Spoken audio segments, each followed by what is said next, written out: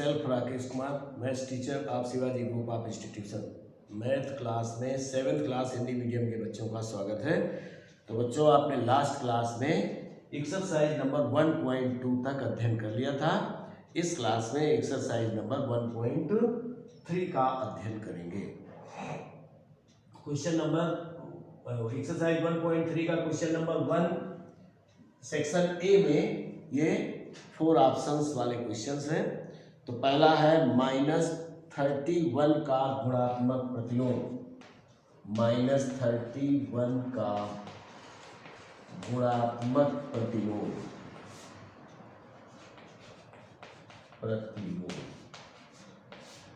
अब गुणात्मक प्रतिलोम क्या होता है, ये जानने के लिए सबसे पहले तो आपको यही जान लेना चाहिए। तो किसी संख्या का गुणात्मक प्रतिलोम वह संख्या होती है जिसको संख्या में मल्टीप्लाई या गुणा करने पर गुणनफल सदैव 1 प्राप्त होता है। इसको ज्ञात करने के लिए हम मान लेंगे, माना गुणात्मक प्रतिलोम बराबर गुणात्मक प्रतिलोम बराबर x। अब डेफिनेशन या परिभाषा के अनुसार -31 into x is equal to 1। मैंने अभी कहा था किसी संख्या का गुणात्मक प्रतिलोम उसी संख्या से गुणा करने पर गुणनफल 1 प्राप्त होता है। अब इससे हमको पता चल जाएगा, एक लॉजिक मिल जाएगा कि हमें हमेशा कैसे लिखना है इसको। x का मान निकाल दें तो x is equal to -31, multiplication में है, साइड चेंज करेंगे तो डिवाइडेशन में चला जाएगा तो 1/-31। x का मान यानी गुणात्मक -31 का गुणात्मक प्रतिलोम 1/-31 होगा और इसका ऑप्शन है बी, सही विकल्प, करेक्ट ऑप्शन। सही विकल्प आपका है बी। ठीक, सही विकल्प है बी। चलिए, अब हमको इससे क्या पता चला, निष्कर्ष क्या निकला, किसी भी संख्या का गुणात्मक प्रतिलोम उस संख्या का रेसिप्रोकल होती है। यानी अगर संख्या मान लो -31 थी तो 1/-31 हो गई। अगर 5 होता तो इसका गुणात्मक प्रतिलोम 1/5 हो जाएगा। अगर ये माइनस है तो ये भी माइनस का होगा, तभी 1 प्राप्त हो सकता है। तो अब पता चल गया कि रेसिप्रोकल ही गुणात्मक प्रतिलोम होता है। Question number 2।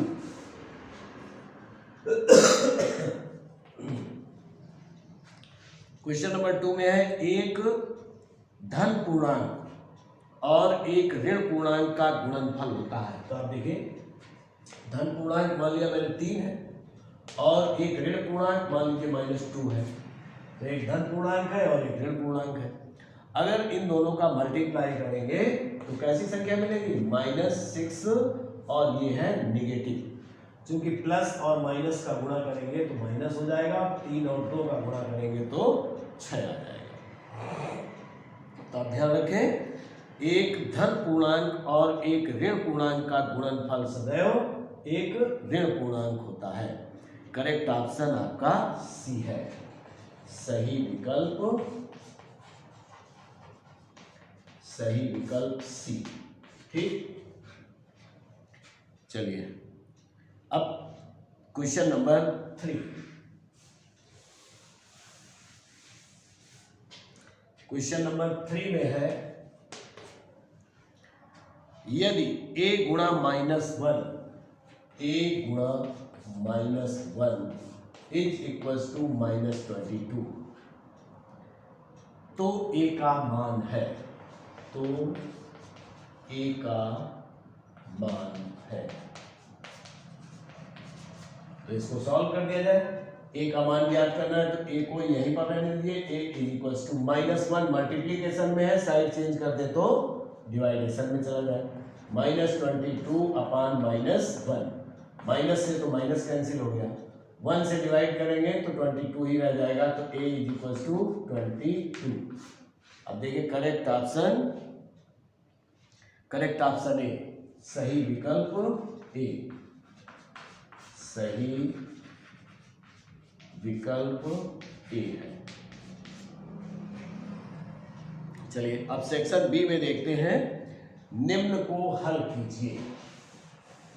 यह ऑब्जेक्टिव क्वेश्चन थे। अब क्वेश्चन नंबर 1 सेक्शन बी है,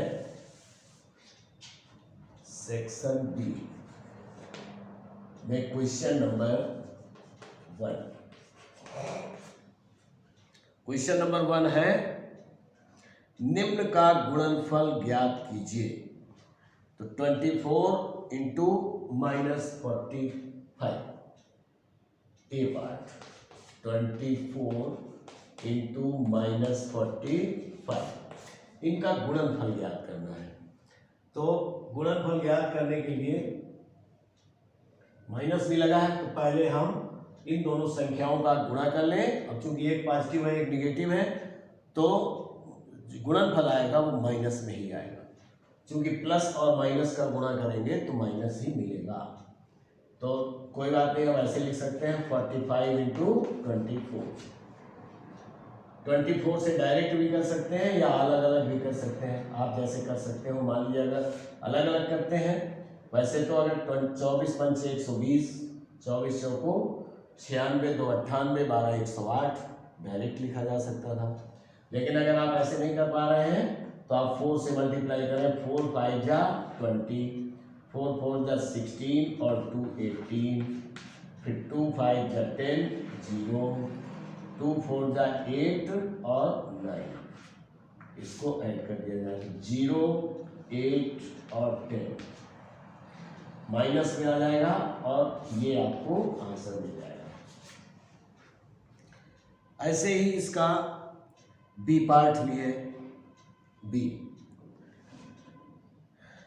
बी पार्ट में है 625 गुणा -11, बी पार्ट 625 इंटू -11। तो अब हम 11 का टेबल तो सभी को आता है, तो 11 को डायरेक्ट मल्टीप्लाई कर दीजिए और नंबर फिर माइनस का लगा दीजिए। तो 11 5 जा 55, 11 2 जा 22 और 5 कैरी था तो 27 हो गया। 11 6 जा 66 और 2 68 और माइनस का हो जाएगा और ये आपको आंसर मिल जाएगा। तो इस प्रकार से आप इन सभी संख्याओं का गुणा कर सकते हैं। चलिए हाँ, अब सी पार्ट में है -83 इंटू 0। तो जो 0 से किसी भी संख्या को मल्टीप्लाई करते हैं तो 0 ही प्राप्त होता है। सी में है -83 इंटू 0 इज इक्वल टू 0। ठीक, अब आप डी, ई और एफ इसके पार्ट हैं, ये आपको स्वयं करने हैं। चलिए क्वेश्चन नंबर 2।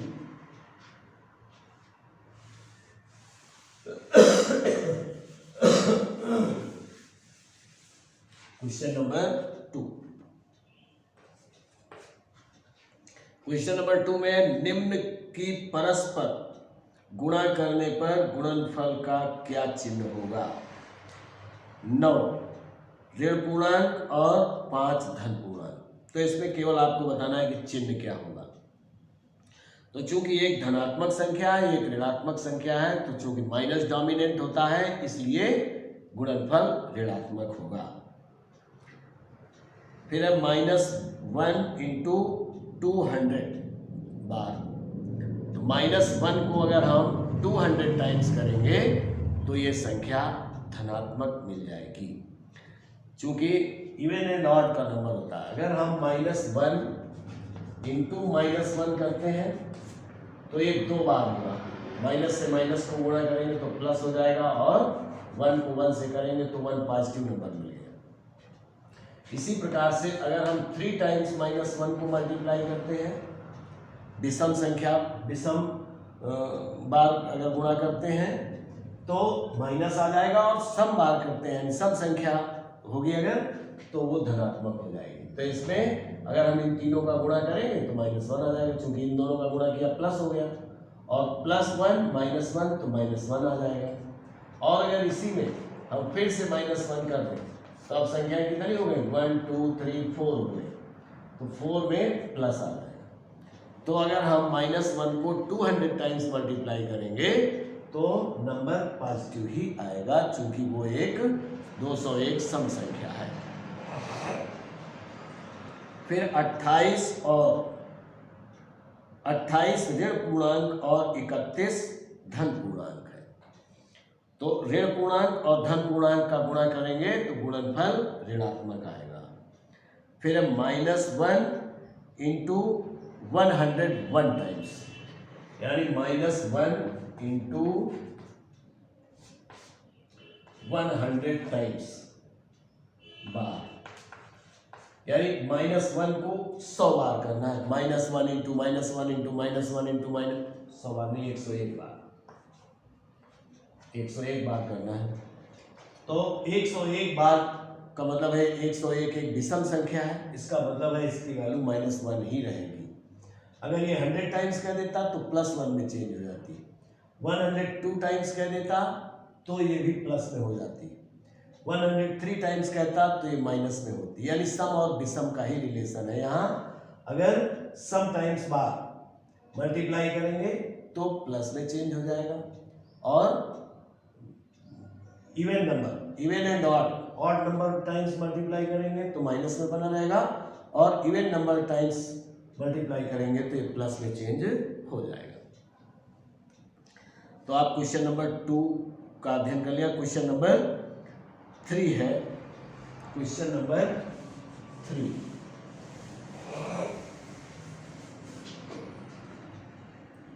क्वेश्चन नंबर 3 में है, 3 में 4 पार्ट है, तो यानी 1 बता दो, सभी एक जैसे हैं। लिखा हुआ है A, B और C के निम्न मानों के लिए सिद्ध कीजिए। तो A बराबर -1, A is equals to -1, B is equals to and C equals to, B is equals to है -4 और C इज इक्वल्स टू है -2। अब आपको क्या प्रूव करना है, 2 into A into bracket B plus C is equals to A into B और plus B into A into C। इसको इस तरीके से प्रूव करना है, यानी ये डिस्ट्रीब्यूटिव लॉ है। कौन सा, वितरण नियम के अनुसार इसको सॉल्व करना। A की वैल्यू है -1 इंटू ब्रैकेट B है आपका -4 और प्लस C है -2 कर्ली ब्रैकेट लगाना चाहिए, is equals to -1 into B की वैल्यू -4 प्लस A की वैल्यू -1 इंटू C की वैल्यू -2। अब ब्रैकेट को फर्स्ट टाइम हम सॉल्व करेंगे, तो पहले ये -1 तो हमने ऐसे ही नोट कर दिया, इंटू इनको हमें ब्रैकेट ओपन करना है, -4 -2 ब्रैकेट ओपन करेंगे माइनस का हो जाएगा, फिर -1 इंटू ब्रैकेट -6 हो जाएगा। मल्टीप्लाई करेंगे तो माइनस से माइनस को मल्टीप्लाई करेंगे तो प्लस में चेंज हो जाएगा, 6 1 जा 6। अब इज इक्वल्स टू इसमें -1 को -4 से मल्टीप्लाई करेंगे तो +4 हो जाएगा, और -1 को -2 से मल्टीप्लाई करेंगे तो ये 2 हो जाएगा, तो प्लस का हो जाएगा। माइनस से माइनस को मल्टीप्लाई किया प्लस हो गया, 1 इंटू 2 2 हो गया, इज इक्वल्स टू 6। ठीक है, 6 इसमें भी आ रहा, 6 इसमें भी आ रहा, तो left hand side is equals to right hand side. इस प्रकार से आप प्रूव करके सभी क्वेश्चंस इसके यानी क्वेश्चन नंबर 3 तक कंप्लीट कर सकते हैं। तो बच्चों इस क्लास में इतना ही, आगे नेक्स्ट क्लास में